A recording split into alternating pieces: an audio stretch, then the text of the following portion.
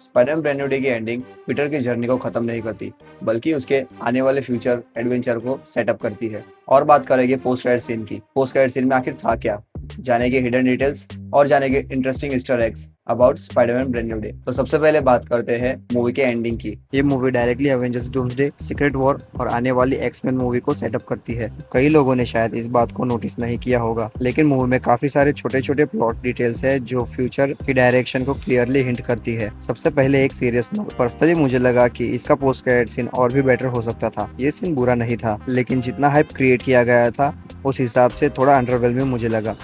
Overall movie का experience भी थोड़ा खराब होता है पोस्ट क्रेडिट सीन की वजह से। अगर यहाँ कोई और स्ट्रॉन्गर सीन होता तो ये डायरेक्टली डोम्सडे को सेटअप मिलता तो इंटरनेट पर इस मूवी की डिस्कशन बिल्कुल अलग ही होती।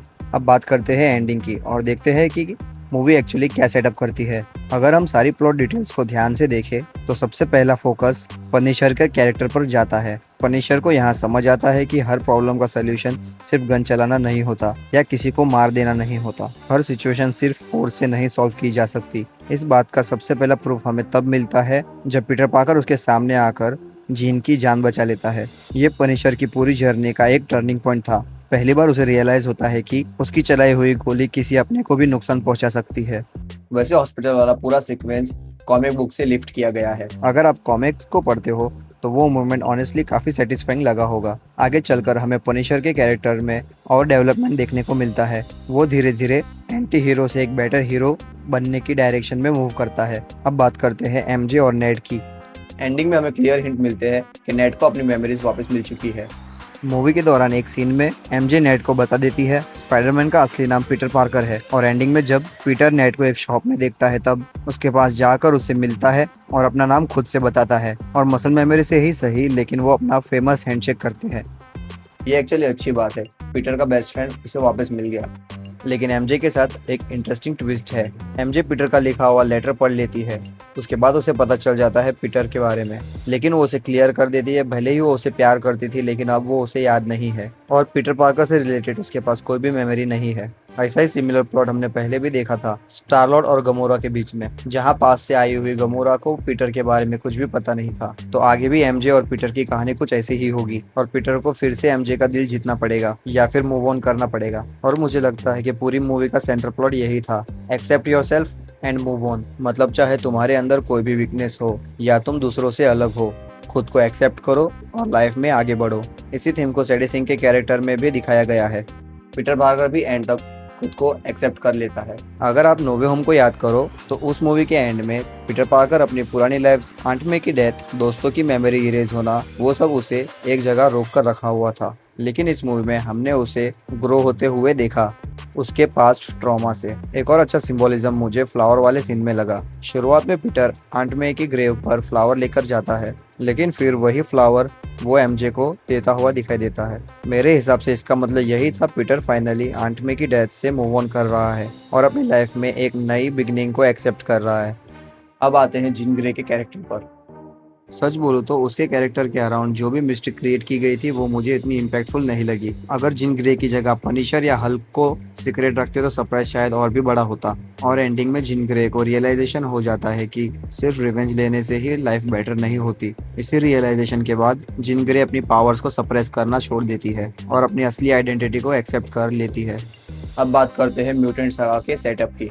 मूवी में विलियम मैसगर को इंट्रोड्यूस किया गया है। अगर आप कॉमिक्स पढ़ते हो तो आपको पता होगा विलियम म्यूटेंट का सबसे बड़ा एनिमी रहा है। कॉमिक बुक्स में वो मीडिया के थ्रू म्यूटेंट्स के खिलाफ फेक न्यूज़ फैलाता है, जिससे ह्यूमंस म्यूटेंट से नफरत करने लगे। इसी वजह से फ्यूचर में ह्यूमन वर्सेस म्यूटेंट का कॉन्फ्लिक्ट बिल्ड होना ऑलमोस्ट कंफर्म हो चुका है। मूवी ये भी हिंट देती है कि डिपार्टमेंट ऑफ डैमेज कंट्रोल और विलियम मैसगर एक ही डायरेक्शन में काम कर रहे हैं। दोनों सुपर पावर इंडिविजुअल को कंट्रोल करना चाहते हैं और यही पूरा सेटअप डायरेक्टली आगे चलकर एक्समैन के सागा की फाउंडेशन बनने वाला है। सबसे इंटरेस्टिंग चीज थी इनहेबिटर टेक्नोलॉजी। पीटर पार्कर एक इनहेबिटर डिवाइस बनाता है जो वो किसी भी सुपर पावर इंडिविजुअल की पावर को टेम्पररी सप्रेस करने में हेल्प करता है। ये इनहिबिटर वो ब्रूस बैनर के इनहिबिटर से इंस्पायर्ड होकर बनाता है। अगर आपने पुरानी एक्समैन मूवीज देखी है तो आपको पता होगा कि ऐसी टेक्नोलॉजी पहले भी म्यूटेंट्स को कंट्रोल करने के लिए यूज हो चुकी है। आगे चल के पीटर पार्कर की यही टेक्नोलॉजी म्यूटेंट्स को कंट्रोल और रोकने के काम आएगी, और यही warning Bruce banner Peter Parker को देता है कि ये टेक्नोलॉजी किसी गलत हाथों में पड़ गई तो वो इससे कई गलत काम कर सकता है। और यहीं से क्लियर हो जाता है स्पाइडरमैन ब्रांड न्यू डे सिर्फ स्पाइडरमैन की स्टोरी नहीं है, बल्कि डायरेक्टली एक्समैन और म्यूटेंट सागा को सेटअप कर रही है। अब बात करते हैं पोस्ट क्रेडिट सीन की। पर्सनली मुझे ये सीन थोड़ा अंडरवेलमिंग लगा, पर ये आगे के फ्यूचर के लिए बहुत इंपॉर्टेंट है। पोस्ट क्रेडिट सीन में हम देखते हैं कि स्पाइडर ट्रैकर पीटर पार्कर को ट्रैक नहीं कर रहा। इसका सीधा मतलब हो सकता है कि स्पाइडरमैन अर्थ से गायब हो चुका है। उसके बाद एक जूम आउट होता है और हमें स्पेस में कोई अननोन लोकेशन दिखाई जाती है। बहुत से लोगों को शायद लगे कि पीटर बस स्पेस में है, लेकिन बीच में जो ग्लिच इफेक्ट दिखाया गया है वो क्लियरली मल्टीवर्स ट्रैवल को इंडिकेट कर रहा है। स्पाइडरमैन की और भी मूवीज में ये ग्लिच को मल्टीवर्स ट्रैवल के वक्त दिखाया जा चुका है। मतलब पीटर पार्कर अब इस यूनिवर्स में नहीं।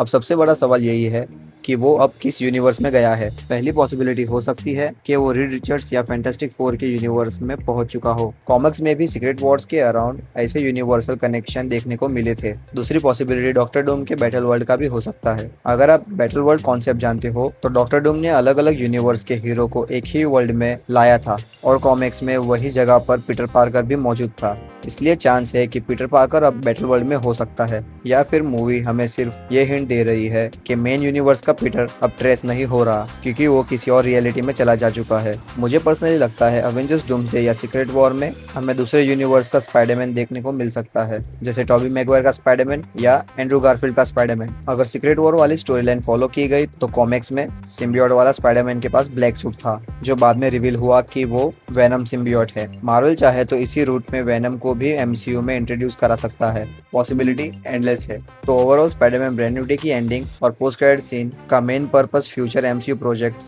Specially X-Men saga, Avengers Doomsday और सीक्रेट वॉर्स के लिए ग्राउंड वर्क तैयार कर रहा है। तो ये था मेरा स्पाइडरमैन ब्रांड न्यू डे का एक्सप्लेनेशन और एंडिंग एक्सप्लेन।